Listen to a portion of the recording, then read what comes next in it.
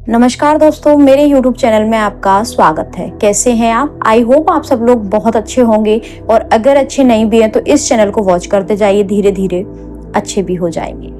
आज की कहानी बयां करती है एक माँ के दिल का हाल, क्योंकि कहीं ना कहीं वो माँ अपने दर्द को बयां तो सबके सामने कर सकती है, हम सब लोग सहानुभूति भी दे सकते हैं, लेकिन जो उसका दर्द है वो हम केवल महसूस कर ही सकते हैं। उसके अलावा उनका दर्द कम करना हमारे हाथ में नहीं है। ये जो दर्द है वो आजीवन उनके लिए बना रहेगा, क्योंकि देखिए, जब एक माँ से उसका बच्चा दूर होता है तो वो फीलिंग एक माँ ही समझ सकती है। आज एक ऐसे ही माँ के दिल का हाल जो अभी तक आपने किसी भी वीडियो में, किसी भी न्यूज़पेपर में नहीं सुना होगा, आज के वीडियो में आप वो दिल का हाल सुनने वाले हैं। इस कहानी को सुनने के बाद आपकी आंखें नम हो जाएंगी। ये कहानी है 1996 में जन्मे राजा रघुवंशी की। हाल ही में आपने इससे रिलेटेड बहुत सारे पोस्ट भी देखे होंगे, क्योंकि ये खबर एक सनसनी की तरह फैल गई। राजा इंदौर के सहकार नगर में अपने परिवार के साथ रहता था। उसकी माँ उसके लिए हर रोज दुआएं करती थी, क्योंकि उसका वह बहुत ही ज्यादा लाडला बच्चा था। माँ का प्यार हर बच्चे के लिए बराबर रहता है, लेकिन जो छोटा बच्चा रहता है उसके लिए कहीं ना कहीं माँ का थोड़ा सा लगाव ज्यादा हो जाता है। ऐसा ही उस परिवार में था। अपने भाई विपिन और सचिन के साथ रघुवंशी ट्रांसपोर्ट संभालने का काम करता था। रघुवंशी ट्रांसपोर्ट का काम था कि जो भी बसें रहती थी उनको स्कूल और कॉलेजेस के लिए वह रेंट पर दिया करते थे।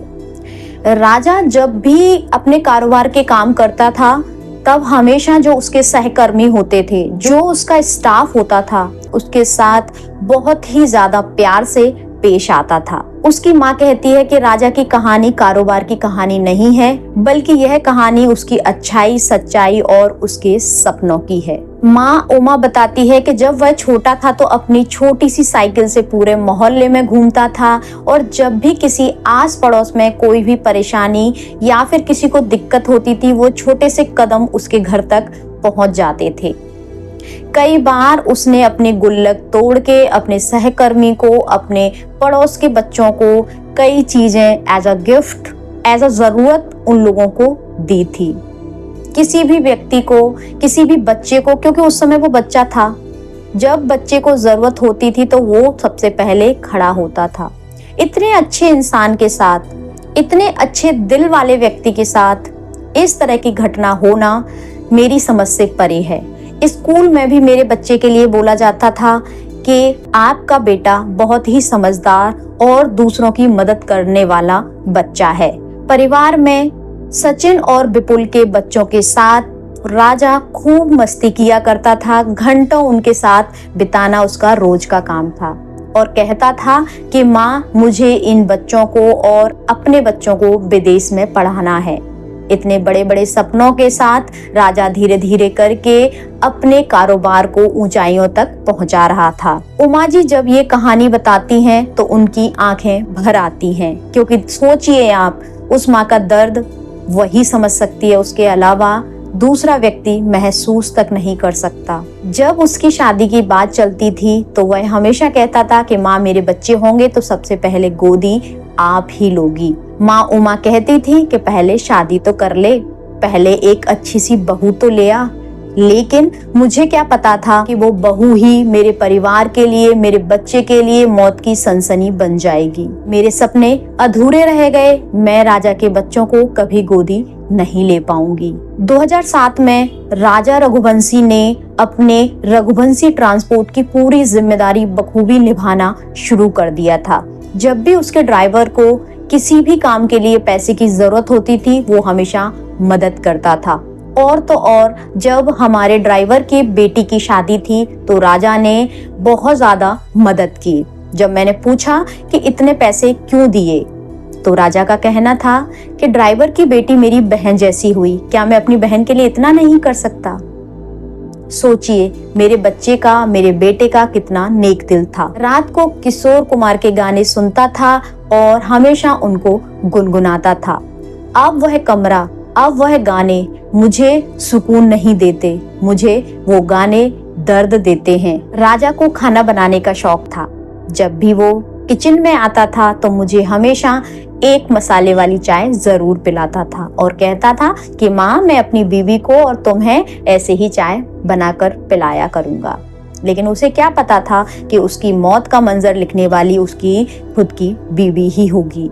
11 मई 2025 को सोनम से मेरे बेटे की शादी हुई। पूरा परिवार बहुत खुश था और हर कोई सोनम का ख्याल रखता था और उसे बहुत प्यार करता था। मैंने हमेशा उसको अपनी बेटी जैसे रखा जितने भी दिन वो मेरे पास रही। माँ उमा कहती है कि मुझे उस समय क्यों समझ में नहीं आया कि ये मेरे बेटे की हत्यारन बन के इस घर में आई है। मैं तो एक माँ थी ना, मैं अपने बच्चे के प्रति होने वाली इतनी बड़ी साजिश को क्यों नहीं समझ पाई। मुझे इस चीज का मलाल हमेशा रहेगा। शादी के 12 दिन बाद सोनम और राजा घूमने के लिए मेघालय गए। टिकट केवल एक तरफ का कराया गया था, दूसरी तरफ का टिकट नहीं कराया गया था। तब भी मुझे क्यों समझ नहीं आया कि ये सब एक साजिश रची जा रही है मेरे बेटे की हत्या की। 23 मई को आखिरी बार मेरी उससे बात हुई। मेरा बेटा बहुत खुश था और कह रहा था, माँ, यहाँ पर एक बहुत अच्छा झरना है जहाँ पर हम घूम रहे हैं। मुझे क्या पता था कि इस बार मेरी आखिरी बार अपने बेटे से बात हो रही है। 2 जून को खबर मिली कि मेरा बेटा अब इस दुनिया में नहीं है। उस समय मेरे पैरों के नीचे से जमीन खिसक गई थी। मुझे समझ में नहीं आ रहा था कि ये क्या बोला जा रहा है। मैं बिल्कुल स्तब्ध सी जमीन में धसी सी रह गई थी। सोनम ने अपने प्रेमी राज और उसके दोस्त आकाश और आनंद के साथ मिलकर मेरे बेटे की हत्या कर दी।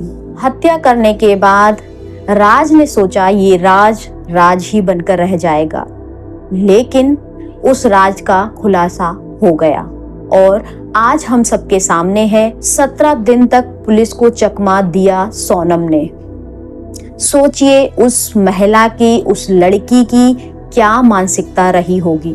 ईश्वर उमा जी के बेटे राजा रघुवंशी की आत्मा को शांति दे। लेकिन माँ उमा हमेशा यही सवाल पूछती रहेंगी कि क्या ऐसे ही राम राज्य आएगा? ऐसे ही हम राम राज्य की कल्पना करेंगे? जो कल्पना हम साकार करने वाले हैं, हम हमेशा चाहते हैं कि राम राज्य आए। क्या ऐसे ही आएगा?